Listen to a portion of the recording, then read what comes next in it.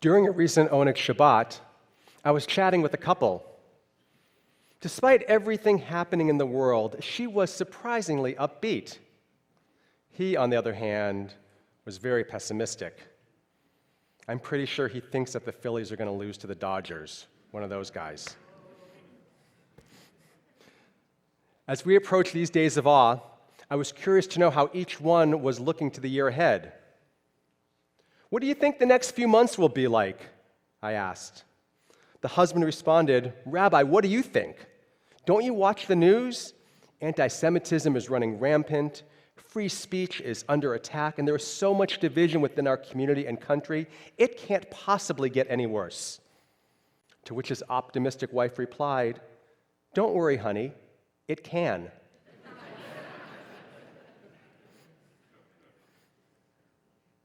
Friends, let's be real. Times are tough. Many have lost their jobs this year or are uncertain whether they will still have them this time next year, original draft. We are concerned about rising incidents of anti-Semitism. We are concerned about rising incidents of anti-Semitism and its weaponization to confront other ills of society. We are deeply concerned and conflicted about what's happening in Israel, Gaza, and the West Bank. We worry about ICE roundups and deportations, our daughters being able to access safe and legal reproductive health care, and our trans kids being safe, period. We worry about the direction that the United States and Israel are headed and our position in the world. This time last year, I thought, it can't get any worse. I should have been more optimistic. Yes, it can. Yet Judaism always demands that we maintain hope, even when it feels dark and desperate. We cling to hope. Earlier this summer, I posted a question on Facebook. I asked, what message do you need to hear these high holy days? One theme that emerged was that many of you are looking for an optimistic message. Week in, week out, we feel so defeated. We want to know how to move forward with some semblance of hope and positivity. And that's one reason why we're here today, to rediscover and renew our hope. We still need to believe that even when we feel crushed by the weight of the world and when so much feels bleak, together we can tip the scales towards goodness and justice. We search for that flickering light that emerges from the darkness. Paraphrasing the great Rabbi Abraham Joshua Heschel, light is always there. We need to open our eyes to it. On Rosh Hashanah, I spoke about God observing that it is not good for a person to be alone. That was chapter 2 of Genesis. In chapter 1, before God created humankind, we see God's creative force at work. When God created the world, God separated light from the abyss of darkness. A first day, and it was good. This is one of the first lessons that the Torah teaches us. Darkness precedes light because despair is darkest before the dawn. It's easy to let bad news overwhelm us. And while we cannot shut our eyes to the calamities transpiring throughout our nation and the world, and even in our own lives, it's essential for our own mental health to take a break, to step back, and focus on something different, something positive in our lives. We must live in the moment more often than we choose to, and see life from someone else's perspective so that we can gain greater clarity of our own. This summer, Karen and I spent 2 weeks traveling through Kenya and Uganda. One of my best decisions was to limit my exposure to the news as much as possible. I paused my daily ritual of listening to podcasts that bring me up to speed with what is happening in Israel and the United States. I stopped reading the headlines. Even though one of our travel companions was glued to the news providing a morning update of the latest injustice, I reveled in living in partial ignorance for a short time, focusing on being present in the moment and deciding my outrage could wait. For those 2 weeks, I focused my attention on the creativity and hustle of Kenyans and Ugandans working to build better lives for themselves especially when they have so little to start with. I was in constant awe of the new and incredible, breathtaking experiences, whether on the savannah or in a remote village. I didn't need my joy and amazement to be dampened by what was happening elsewhere at the moment. Each day provided something new and miraculous to behold. Every morning we recite the Yotzer Or prayer, praising God for creating day and night. One of its verses is my North Star. Mechadesh betuvo b'chol yom tamid ma'aseh v'reishit. God, renew in your goodness every day the works of your creation. Every day presents an opportunity for self-renewal, for experiencing moments of discovery, and for finding the good in the light, even when it seems so dark. 10 years ago in Baltimore, a black man named Freddie Gray died in the back of a police van while in custody.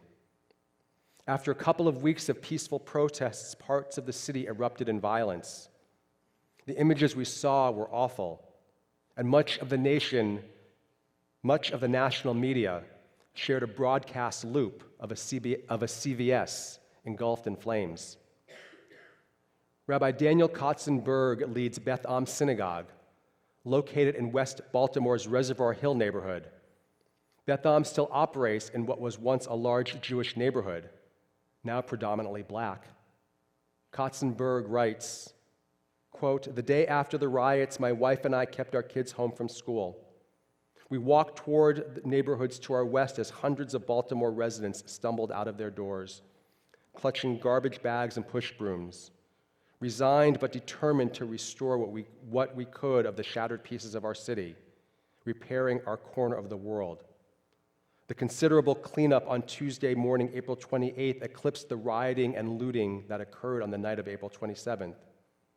He continues, but the national media that swarmed a burning CVS the night before was nowhere to be found.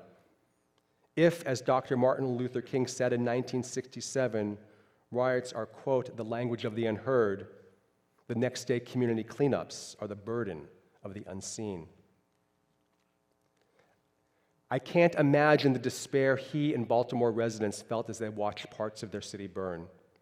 However, I can imagine the hopeful determination and resolve that Rabbi Katzenberg and his community and so many others felt when they came together the next morning to begin the lengthy process of healing and repair. This is the power of hope. When an individual or small group of people does something terrible, the loving, oftentimes overwhelming response from the community and its allies, often unseen, is often strong beyond measure. A few weeks ago, Congregation Or Shalom in the north suburbs of Chicago was vandalized with anti-Semitic graffiti. It startled and frightened the community. But rather than face this awful situation alone, the community found a way to come together.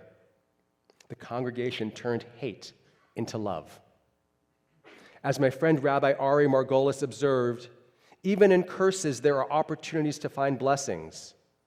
He says it's been encouraging to know that he and his community are not facing hate alone. 300 people, including many from other faith traditions, showed up for Shabbat services the days after the attack. And it was that response that transformed a terrible moment into something special and hopeful. It's a lesson that Rabbi Jonathan Sachs teaches. When despondence deepens and all feels futile, hope remains active. Hope is the belief, Sachs says, that we can make things better. It takes courage to hope. We need this now more than ever. Our hope, however, needs to be incremental. It's what Israeli political psychologist Oded Leshem calls optimal hope, hope that needs to be realistic and even contained. Leshem teaches that, quote, our desires and expectations should be considered separately, lest they influence one another in harmful ways. In extreme conditions like malignant diseases or intractable conflict, optimal hope means that we can decrease our expectations, but keep our hopes propelled by our desires. In other words, he continues, the hoped-for goals of optimal hope may be more modest, at least incremental. If one wants to stay realistic, one might prefer advancing in small steps. Nevertheless, precisely because of its modesty, incremental nature, and cautiousness, optimal hope is more sustainable in the face of ongoing hardships. This past spring, I met with several folks for intentional one-to-one conversations. Part of these conversations included my very broad question, what keeps you up at night? People responded as you might expect. The state of our democracy, rising anti-Semitism, climate change, the eroding civil and human rights of vulnerable communities, political division, the coarseness of our conversations, and more. Being consumed by any one of these things, let alone all of them, is exhausting. It can paralyze us. Optimal hope teaches us to be modest in our expectations. It encourages taking small steps to address one small injustice at a time. If you are concerned about preserving our democracy, then work to elect people, especially locally, you know, who will protect what you value most. Reaffirm judges who interpret the law the way you do, based on the Constitution, not on a political agenda. Elect judges, school board members, and county officials who represent your values and priorities. Be hopeful while also being modest in your expectations. Rabbi Kalonymus Kalman Shapira, also known as the Piaseczner Rebbe, was the leader of the Warsaw Ghetto before he was killed by the Nazis in 1943. His seminal work called Eish Kodesh, Holy Fire, was recovered after the Holocaust. And it shows a remarkable evolution of theological thinking between 1939 and his death in 1943. Despite everything being stripped away from his people, synagogues, schools, food, shelter, dignity, and community, despite all that, he encouraged his followers, even during the worst of times, to maintain hope and faith in God. The Nazis could take away everything except one's mind and one's faith. Yes, he had enormous struggles and even his own crises of faith throughout those devastating years. But somehow, God only knows, he managed to maintain his hope. The Piaseczner has been a helpful guide for me. During challenging times that I face, especially now, I need only look at his lessons to remind myself that nobody can take away my faith in myself and in the possibility of a brighter future ahead. My struggles, our struggles, pale in comparison to the Piasezners. It's a lesson I need to remember when my situation seems uncertain. Rabbis like the Piaseczner and Rabbi Nachman of Bratslav remind us that hope is essential.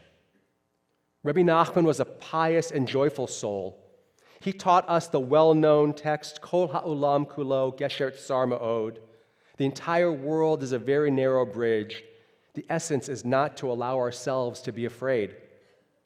And yet, Rabbi Nachman also battled major clinical depression. Despite all that consumed him in the dangerous world in which he lived and in his own mind, he maintained hope. He didn't allow himself to get consumed by fear and despair. All this reminds me of the powerful lesson from our tradition, Gam ze ya'avor, this too shall pass. Life may be complicated and overwhelming, but like the natural world around us, night turns to day, dark clouds pass, the sun comes out, and the light shines forth.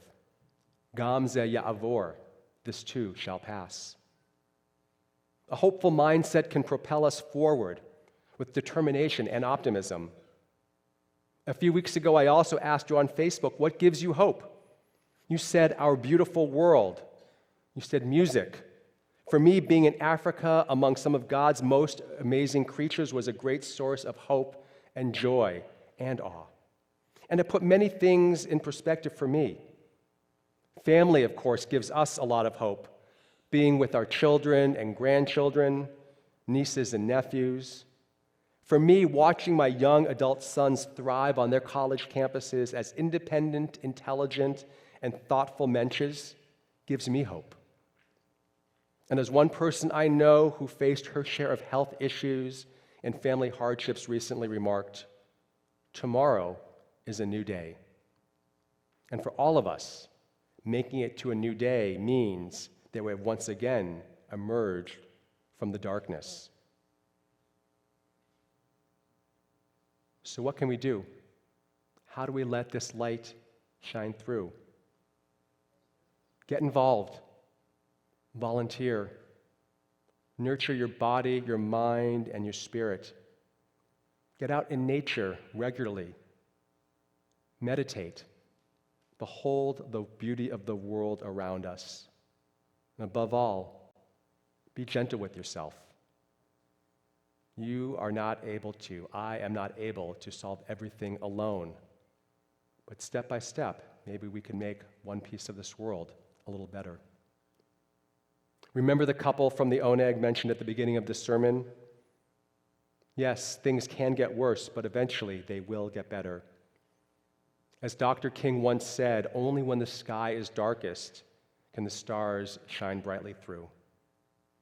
My hope and prayer for all of you this year is that despite the pain, suffering, and trauma and bleakness that swirls around us, we're still able to find the light that shines within in our families, our friends, our communities. It may not be easy, but with diligence, strength, and positivity, we know that Gam Ze Ya'avor, this too shall pass, and brighter days will be ahead. Ken Yehi Ratzon.